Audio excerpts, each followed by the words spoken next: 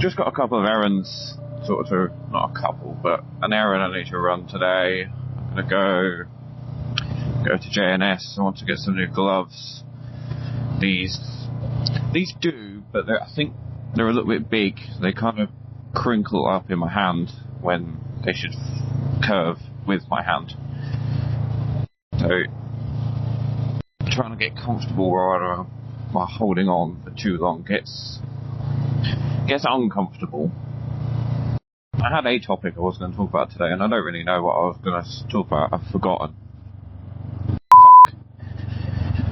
I don't know anymore. I don't know.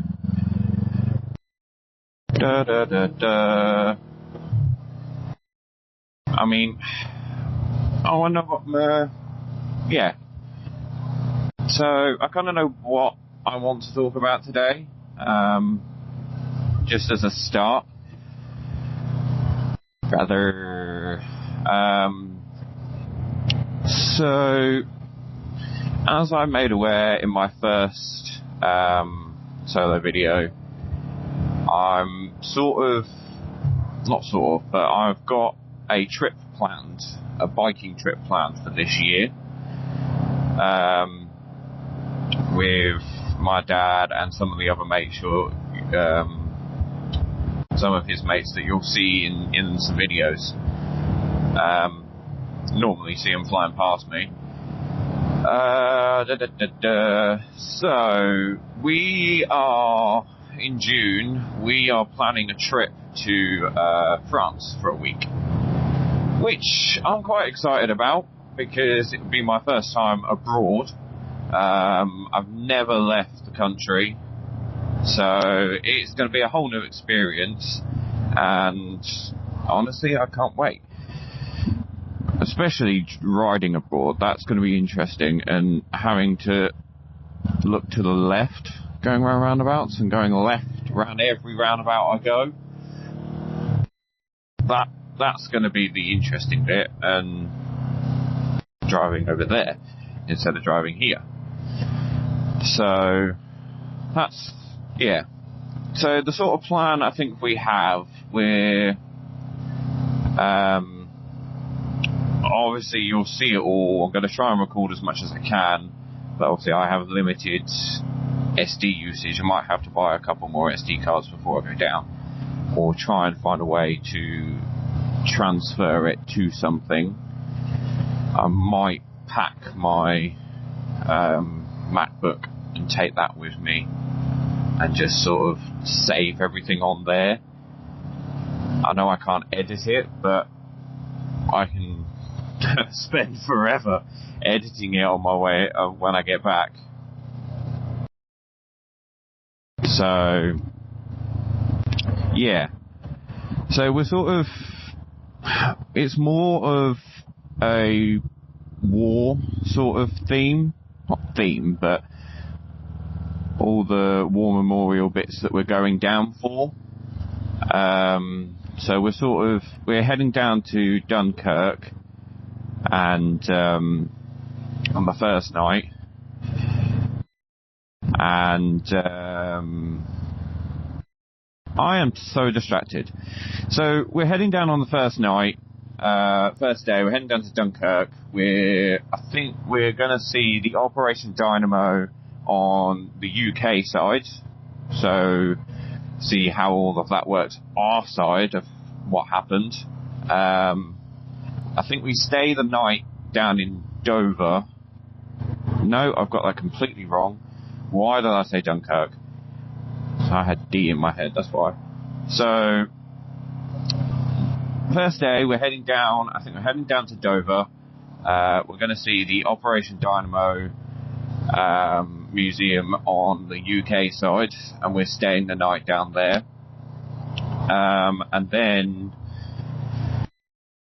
we're going to stay the night down there, and then the next day we're going to take the Eurotunnel over to Dunkirk, and then we stay the night. I think we stay the night in Dunkirk, over to Calais, and then Dunkirk, and while we're in Calais, we look at the Operation Dynamo on the French side. So we see how both sides worked. I think the Operation Dynamo is like tunnels and bits, transporting between the UK and France. I haven't really looked into it. My dad's more of the war history person than I am. He knows more about it than what I do.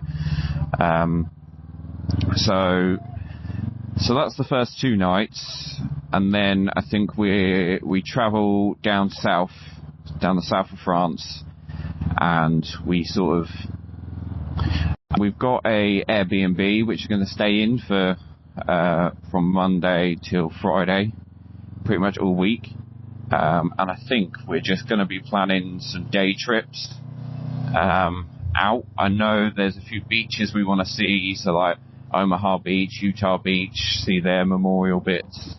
I think one day we're going across to Le Mans as well, which will be good. I've always wanted to see Le Mans.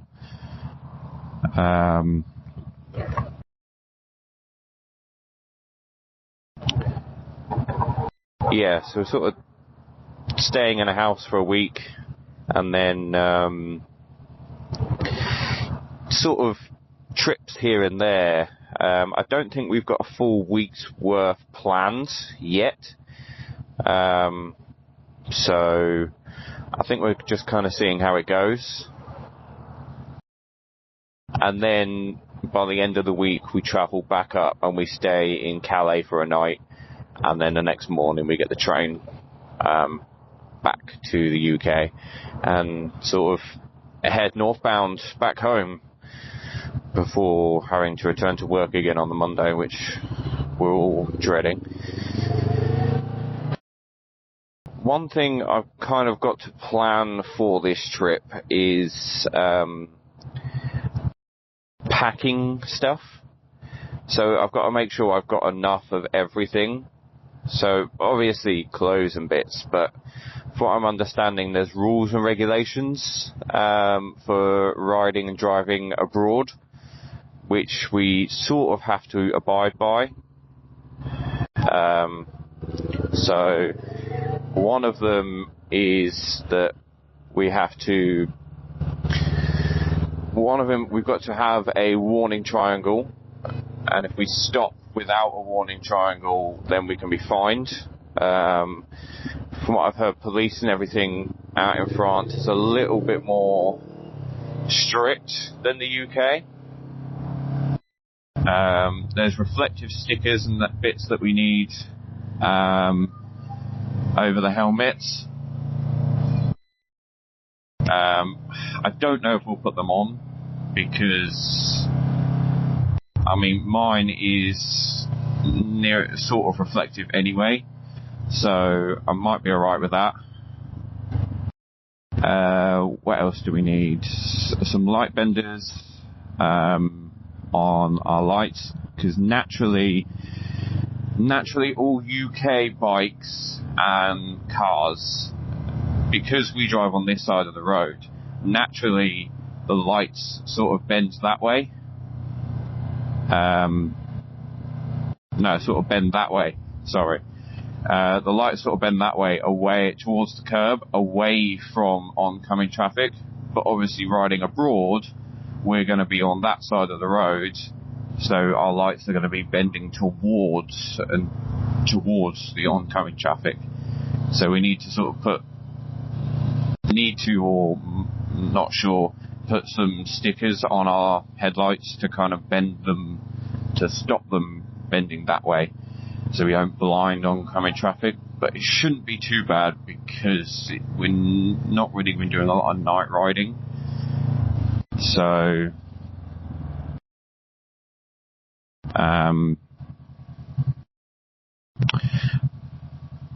what else is it that we needed?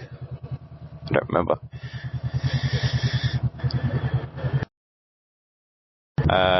So I've mentioned warning triangles, helmet stickers, light benders. We've got first aid kit as well. We need a decent first aid kit to carry around. We also need, I don't think this is a must for the UK, but for France, but it is for a biking road trip. I would suggest a puncture repair kit, which comes in a lot of handy. We experienced this a couple of years ago when we went to Wales for a week. One of the guys, Ian, he got a puncture while we were out there, and we had to sort of find a puncture repair kit and get it all sorted. Well, we had one, but we had to sort of fill his tyre because he'd run over a nail. So, yeah, so puncture repair kit. First aid kit is a must, because we're abroad and we don't have everything.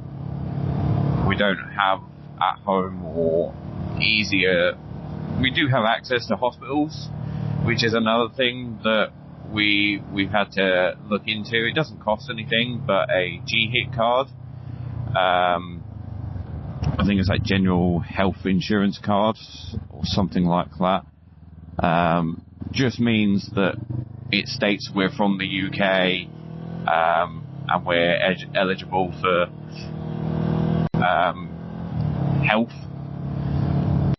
healthcare while we're abroad.